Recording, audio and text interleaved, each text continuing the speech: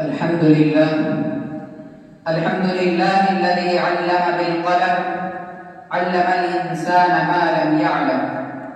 وأشهد أن لا إله إلا الله وحده لا شريك له، وأشهد أن سيدنا ومولانا محمدا عبده ورسوله.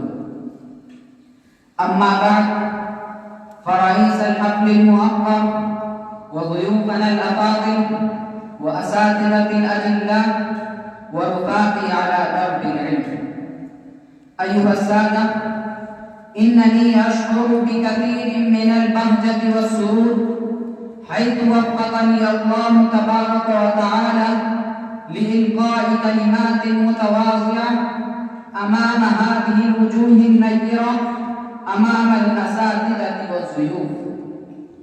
نحن المسلمين أمة العلم عندنا دين، والدين عندنا علم. الله سبحانه وتعالى أنزل أول ما أنزل من كتابه على رسوله محمد صلى الله عليه وسلم هذه الآيات: اقرأ باسم ربك الذي خلق، خلق الإنسان من علق، اقرأ وربك الأكرم الذي علم بالقلم، علم الإنسان ما لم يعلم. تحدث عن القراءة والتعليم في هذه الآيات، والقراءة مفتاح العلم، ولكنها ليست مجرد القراءة أي قراءة، إنما هي قراءة باسم الرب الذي خلق، باسم الرب الأكرم الذي علم بالقلم. القراءة باسم الله، وهذا هو المطلوب في علم الإسلام، أن يكون علما في حضانة الإيمان، وليس مجرد علم معزول عن الدين والربانية. نحن أمة العلم، ولهذا ينبغي علينا أن نهتم بالعلم. الله سبحانه وتعالى قال: هل يستوي الذين يعلمون والذين لا يعلمون؟ بهذه الصيغة العامة: لا يستوي من يعلم ومن لا يعلم، لا يستوي العالم والجاهل، وما يستوي الأعمى والبصير، ولا الظلمات ولا النور، وما يستوي الأحياء ولا الأموات. الأحياء هم أهل العلم، والأموات هم أهل الجهل. وكما قال الشاعر: وفي الجهل قبل الموت موت لأهله، وأجسادهم قبل القبور قبور.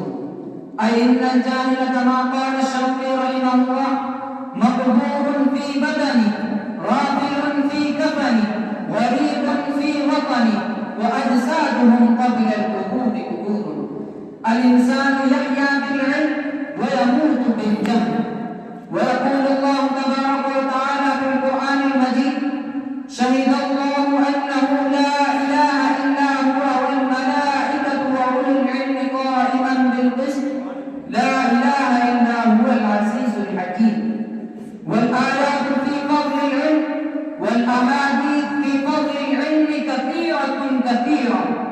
ويقول النبي صلى الله عليه وسلم: إن الأنبياء لم يورثوا دينارا ولا درهما، وإنما ورثوا العلم، فمن أخذه أخذ بحظ وافر. ويقول النبي صلى الله عليه وسلم: العلماء ورثة الأنبياء. ويقول: إن الملائكة لتضع أجنحتها لطالب العلم بذنب ما يصنع. ويقول: من سلك طريقا يلتمس فيه علما سهل الله له طريقا إلى الجنة. أيها الإخوة، أبعد هذه الآيات القرآنية والأحاديث النبوية والآثار السلفية نترك طلب العلم في أنفسنا أو في أولادنا. أكتفي بهذه الكلمات، والسلام عليكم ورحمة الله وبركاته.